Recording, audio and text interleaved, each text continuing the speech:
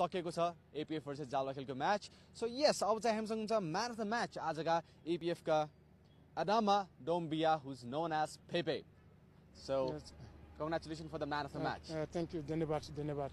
yeah you speak quite a good Nepali right Yeah, Ali. Ali. Yeah. Right so how's the match overall Yeah, Matt, today so hard, because I need points.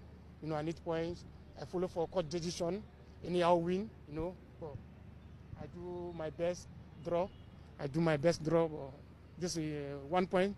This is no bad. so what are the mistakes happened from APF in this match that you couldn't score it Yeah, I know our stagger, mid up, everybody, me also, every player try to our best to score, I try, no possible. Next match, inshallah, I try my best more today also. what are the plans for the next match Next match, maybe tomorrow, tomorrow our training start. I follow for coach decision tomorrow. Anything coach do, I follow for coach decision. what are the strategies of APF for upcoming matches Azu? upcoming matches what are the strategies from APF what are the strategies of APF in upcoming matches Yeah, APF people, it give me free. I respect people, respect me. That's why I'm more confident for this team. I love APF. I love Nepali also. so all right so at the end to all the Nepalese audience out there के भन्न चाहनुहुन्छ नेपालीमा नेपालीमा what do you want to say to Nepali audience Respect Dhanyabad everybody. Dhanyabad everybody, because some people respect you. This is more. Everybody respect me for this country.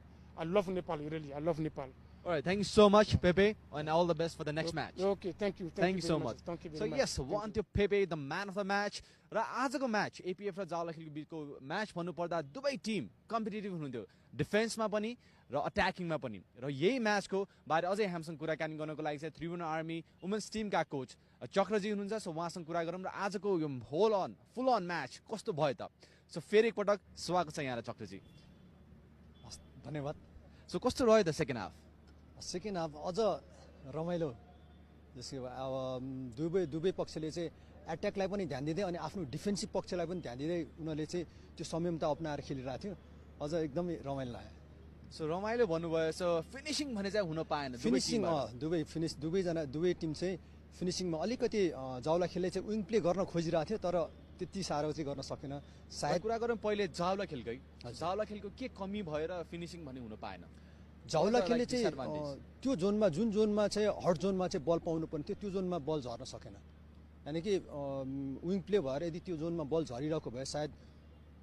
Height एडभान्टेजले गर्दा पनि chance थियो तर एउटै बल मात्र झरे हाफ टाइमपछि त्यो अलिकति बाहिर गयो अनि एपीएफको चाहिँ के कमी कमजोरीले गर्दा चाहिँ फिनिस चाहिँ हुन पाएन एपीएफको चाहिँ बिहाइन्ड द डिफेन्स चाहिँ कसैले पनि त्यो डायगोनल बलर अनि त्यो स्पेसलाई युज गर्ने कोसिस गर्ने जस्ट अगाडिको स्पेसमा मिडको जोनमा चाहिँ बल खेलेर के गर्नु अब कम्बिनेसन लेयर चाहिँ लान खोज्दा चाहिँ अलिकति त्यो ठाउँमा चाहिँ अब त्यो के अरे डिफेन्सलाई चाहिँ तोड्न सकेन त्यही नै गाह्रो भइरहेको छ सो कुरा गरौँ सेकेन्ड हाफमा सुनिल खड्काको पर्फर्मेन्सको बारेमा हजुर सो उहाँले चाहिँ ओभरअल अप एन्ड डाउन गरेर खेलिराख्नु भएको थियो सो उहाँको पर्फर्मेन्सलाई चाहिँ कसरी हेर्नु भएको छ यहाँ उसको पर्फर्मेन्स सायद मलाई लाग्छ यङै छ त्यही पनि उसको पर्फर्मेन्स चाहिँ राम्रै छ त्यो कारणले गर्दा नै ऊ साथै आफू बाहिर छिर्नु पर्यो किनभने उसले धेरै हार्डवर्क गरेको कारणले गर्दा चाहिँ उसले आफू चाहिँ आफ्नै कारणले गर्दा चाहिँ ग्राउन्डबाट बाहिर हुनु पर्यो सो खेलको अन्त्यमा 74 मिनटमा 74 मिनटमा जुन एपीएफको चान्स थियो